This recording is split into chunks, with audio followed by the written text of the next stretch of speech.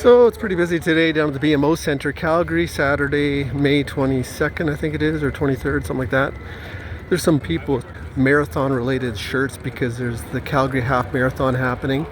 People have the opportunity to run 5K, 10K, half a marathon. But anyways, the BMO Center here, it's been redesigned a couple years ago, probably just got finished up for last year's Calgary Stampede. And I'm heading towards just some volleyball action because there's some junior nationals happening. Folks that are high school aged. So that'll be interesting.